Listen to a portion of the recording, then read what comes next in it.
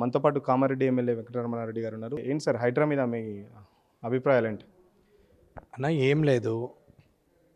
అక్రమ కట్టడాలంటే మీనింగ్ ఏంది అసలు? ఫస్ట్ అది చెప్పమనండి రంగనాథ్ గారు కానీ ముఖ్యమంత్రి గారిని కానీ ఏ అధికారైనా సరే. అక్రమ కట్టడాలు ఏంటది? అక్రమ కట్టడాలు కొన్ని వస్తాయా?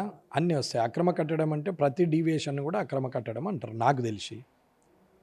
కానీ గవర్నమెంట్ అధికారులు పర్మిషన్ ఇచ్చి మన హెచ్ఎండిఏ నుంచి అప్రూవల్ తీసుకున్న లేఅవుట్లు, ఆ ప్లాట్లు, ఇండ్లు కట్టుకునేందుకు జిహెచ్ఎంసి పర్మిషన్లు, electricity department meter supply, meter ఇచ్చడము, అట్లాగే మున్సిపల్ ట్యాక్స్, నల్లలు ఇవ్వడము, నల్ల ట్యాక్స్, ఈ రోడ్ వేస్తారు.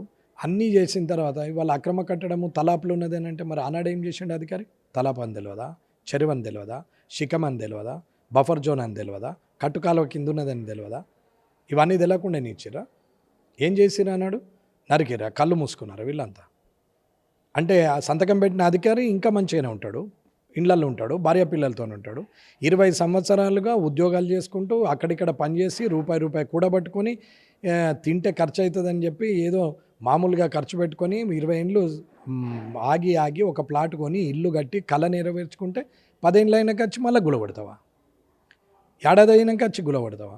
కట్టేటప్పుడు కళ్ళు మూసుకున్నావా? అక్రమ కట్టడం అంటే వితౌట్ ఆధారం, without paper, without document, without any ఉండంగా ఏది లేకుండా అక్రమంగా కట్టిండి అనుకుందాం బలవంతంగా. నువ్వేం నడుపుతున్నావు? కట్టలు కడుతున్నావు. ఇంట్లో కూర్చుండి ఏం బీక్తున్నావు? అధికారివి కాదా? లక్షల జీతం లేదా? బుద్ధి జ్ఞానం లేదు? ఆ రోజు ఏం చేసిరు? ఆ రోజు అర్థమవుతలేదా?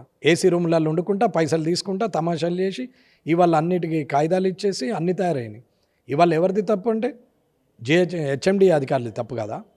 ఆ రికార్డు తలాపు దగ్గర డాక్యుమెంట్లు ఎట్లయినాయి? చెర్ల శిఖం భూములు ఎట్లయితే డాక్యుమెంట్లు, అది గవర్నమెంట్ భూమి కదా? డాక్యుమెంట్లు చేసినటువంటి రెవెన్యూ అధికారులు తప్పు కదా? అంటే డాక్యుమెంట్ రైట్ చేసిన ఎస్ఆర్ఓ తప్పు కదా? దానికి ఎన్విరాన్మెంట్ పర్మిషన్ ఇచ్చాడు తప్పు కదా? దానికి ఫైర్ పర్మిషన్ ఇచ్చాడు తప్పు కదా? దానికి ఇంటి పర్మిషన్ ఇచ్చాడు జిహెచ్ఎంసీ తప్పు కదా?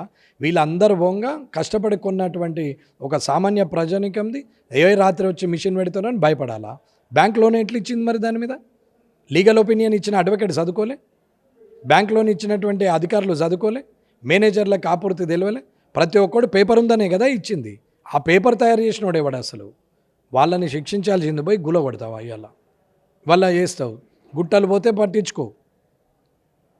ఇవాళ ఎట్లా చర్యలని ఐడెంటిఫై చేసినావు? శ్వేతపత్రం రిలీజ్ చేయి, దీన్ని ఎన్నుకున్న అధికారులను పెట్టు.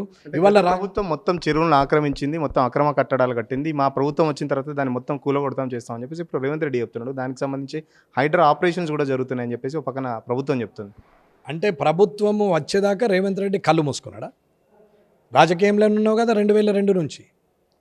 2004లో జడ్పీడీ, 2006లో జడ్పీడీసీ అయినావు కదా, 2008లో ఎమ్మెల్సీ అయినావు కదా, 2009లో ఎమ్మెల్యే అయినావు కదా, 2014లో ఎమ్మెల్యే అయినావు కదా, 2019లో ఎంపీ అయినావు కదా.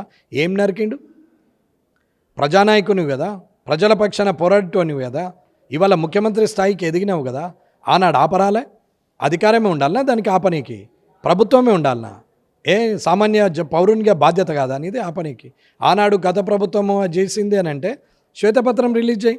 1994 నుంచి 2004 వరకు చంద్రబాబు నాయుడు గారి ప్రభుత్వం, 2004 నుంచి 2014 వరకు కాంగ్రెస్ ప్రభుత్వము, రాజశేఖర రెడ్డి గారి ప్రభుత్వం, 2014 నుంచి 2024 వరకు ఈయన కేసీఆర్ గారిది తెలంగాణ ప్రభుత్వం. ఈ ప్రభుత్వము ఈ 30 సంవత్సరాలు శ్వేతపత్రం రిలీజ్ చేయి, అధికారులను లోపలై. దమ్ముంటే అధికారులని ఫస్ట్ ఇండ్లు గులగొట్టడం కాదు. ఇవాళ నిజంగానే పేపర్ లేకుండా కబ్జా చేసి నా ఇల్లీగల్ కన్స్ట్రక్షన్ చేసినటువంటి బిల్డర్ది గులగొట్టు. కానీ బిల్డర్ మొత్తం అమ్మినాక ఎట్లా గులగొడతాను? ఇలా బిల్డర్తో పైసలు ఇప్పి వాళ్ళకు బ్యాంకులోనే ఎవడు కట్టాలి? ఇల్లు గులగొట్టినాక, అపార్ట్మెంట్ గులగొట్టినాక బ్యాంకులోనే ఎవడు కట్టాలా? అసలు ఏమన్నా ఆలోచన ఉందా? దీనికి ఏమన్నా అర్థమవుతుందా? అర్థం ఉందా అసలు ఏమన్నా? హైడ్రాకి వ్యతిరేకం ఏం లేదు. కొత్తగా చెర్లు తయారు చేస్తాడండి శ్రీకృష్ణదేవరాయలా?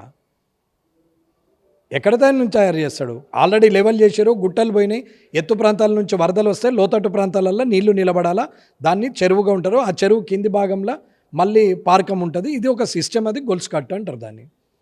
ఇవాళ అన్ని లెవెల్ చేసినాక కొత్తగా చర్యలు కడతాడా? ఇవి గులగొట్టి ఇవాళ ఈ ప్రభుత్వం పోతుంది 5 ఏళ్ళ తర్వాత, కొత్త ప్రభుత్వం వస్తే మళ్ళీ పర్మిషన్లు ఇస్తారా? ఏం తమాషనా దీనికి?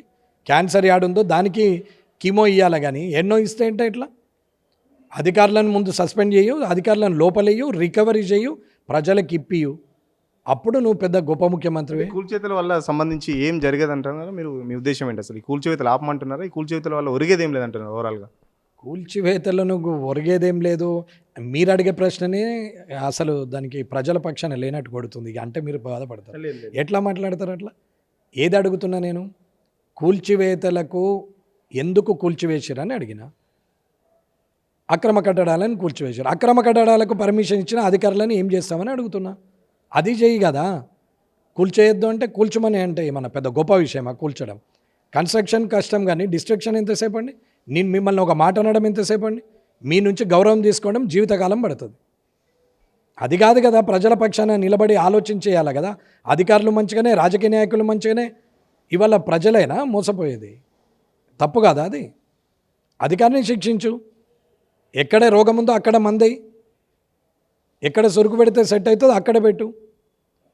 ఇవాళ పైసలు తీసుకొని పర్మిషన్లు ఇచ్చిన అధికారులేమో నీతి మంతులు అయిపోయారు, కష్టపడేవాళ్ళు దుర్మార్గులు అయిపోయారు, అక్రమ కట్టడాలు అయిపోయారు. గతంలో ఇదే ముఖ్యమంత్రి ఎంపీగా ఉన్నప్పుడు కూడా చాలా పెద్ద పెద్ద కంపెనీలు తీసుకున్నాడు. పెద్ద పెద్ద కంపెనీలు మొత్తం అక్రమ కట్టడాలని చెప్పారు. వాటి జోలికి పోకుండా కేవలం ఈ మధ్యతరగతి వాళ్ళు, లేకపోతే చిన్న చిన్న వాళ్ళు లోన్లు తీసుకొని, లేకపోతే మొత్తం మీరు అన్నట్టు జీవితాంతం కూడబెట్టుకొని వాళ్ళ జోలికి ఎందుకు పోతున్నారు?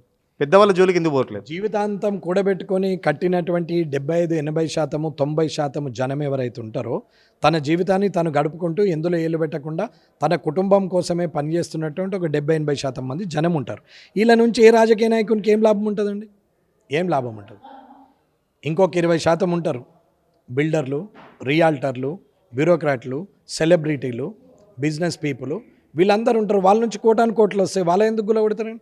అసలు ఫస్ట్ 111 జీవోలో ఉన్నటువంటి ఫామ్ హౌస్లను గులగొట్టమను. ఫస్ట్ లీడర్లై, ఐఏఎస్ ఆఫీసర్లై, ఐపీఎస్ ఆఫీసర్లై, సెలబ్రిటీలై, బ్యూరోక్రాట్లై, మొయినాబాదు, బీనాబాదు అన్నీ ఉన్నాయి కదా, గులగొట్టమను. దుర్గం చెరువు చూడండి, చుట్టూ హైరైజ్ ఇస్తారు, అది గులగొట్టారు. నీతులు చెప్పమంటే 100 మంది చెప్తారండి. అడిగేవాడు లేడనుకుంటున్నాడు. కానీ రోజువారీ కార్యక్రమాలు తన కుటుంబం కోసం పనిచేస్తాడు కాబట్టి ప్రజలు నిస్సహాయతతోని తప్పని పరిస్థితుల్లో వింటున్నారు. కానీ మెచ్చుకొని కాదు, బుద్ధి జ్ఞానం రాజకీయ నాయకులకు ఉండాలి. భవిష్యత్తులో దీనికి సంబంధించి మీ పోరాటం ఎలా ఉండబోతుంది? సెక్రటరేట్ ముందట వంట వార్పు చేస్తారని చెప్తున్నాము. సంబంధించే తప్పులు, అక్రమ కట్టడాలో తప్పు చేసినటువంటి అధికారులకు, వారు ఎన్నుకున్నటువంటి రాజకీయ నాయకులకు శిక్ష పడ్డ తర్వాత ప్రజల తెరువు రావాలా, ప్రజలకు కాంపెన్సేషన్ ఇవ్వాలా. అది అధికారులు అప్రూవల్ చేసినటువంటి కాయిదాలు ఉంటే, రికార్డు ప్రకారంగా ఉంటే, ఆ రికార్డును తప్పుదోవ పట్టించిన అధికారులను శిక్షించాలి. కానీ తెలియనటువంటి అమాయక ప్రజలను మీరు ఇల్లు కొంటారు, ఏముందని చూస్తారు? లేఅవుట్ అప్రూవల్ ఉందా లేదా, దాని లింక్ డాక్యుమెంట్స్ ఉన్నాయా లేదా, దానికి సంబంధించిన ఈసీ ఉందా లేదా, దానికి సంబంధించిన లీగల్ ఒపీనియన్ తీసుకుంటారు, పర్మిషన్లు తీసుకుంటారు, మున్సిపల్ జిహెచ్ఎంసీలో తీసుకుంటారు, తర్వాత కరెంట్ కనెక్షన్కి పెడతారు, తర్వాత నల్ల కనెక్షన్కి పెడతారు, తర్వాత మొత్తం ఇల్లు కట్టుకుంటారు. ఎవరిది తప్పు? కట్టిన ఉందా, ఇచ్చిన ఉందా? ఇచ్చిన కొడుకును లోపల వచ్చి గుద్దుతే చక్కగా అవుతాడు, వాని ఆస్తులన్నీ రికవరీ చేసి వీళ్ళందరికీ మంచిదా, మళ్ళీ ఒకసారి తప్పు చేయడు. హైడ్రా కేవలం సామాన్యుల జోలికి మాత్రమే పోతుంది. డబ్బున్న వాళ్ళు సెలబ్రిటీల జోలికి పోవట్లేదు. అక్రమ కట్టడాలని చెప్పేసి సామాన్యుల జోలికి పోతే మాత్రం ఊరుకునేది లేదని చెప్పేసి ఫస్ట్ ఎవరైతే పర్మిషన్స్ కానీ ఇచ్చారో ఆ ఆఫీసర్ను ఫస్ట్ సస్పెండ్ చేసిన తర్వాతనే సామాన్యుల జోలికి పోవాలని చెప్పేసి ఎమ్మెల్యే వెంకటరామరెడ్డి చెప్తున్నారు. దమ్ముంటే డబ్బున్న వాళ్ళ జోలికో, లేకపోతే పెద్ద పెద్ద బిగ్ షాట్స్, సెలబ్రిటీస్, సినిమా వాళ్ళ కట్టడాలు ఎందుకు కూల్చరు? కేవలం సామాన్యుల వాటికి మాత్రమే హైడ్రా ఆసక్తి చూపుతుందని చెప్పేసి, ఇప్పటికైనా హైడ్రా కొంచెం దూకుడు తగ్గించాలని చెప్పేసి, ఒకవేళ మీరు అక్రమ కట్టడాలను తేలిస్తే వాళ్ళకు సంబంధించి ఆ అక్రమ కట్టడాల్లో ఎవరైతే సామాన్లు కొనుక్కున్నారో దానికి సంబంధించి వాళ్ళకు పూర్తి చెల్లింపులు లేదా ఆ బిల్డర్స్ దగ్గర నుంచి వాళ్ళకు మొత్తం ఆ డబ్బులు చెల్లించిన తర్వాతనే ఆ కట్టడాలు కూల్చాలని చెప్పేసి బీజేపీ ఎమ్మెల్యే చెప్తున్నారు. కెమెరా పర్సన్ మహేష్తో సురేష్, సిగ్నల్ టీవీ, హైదరాబాద్.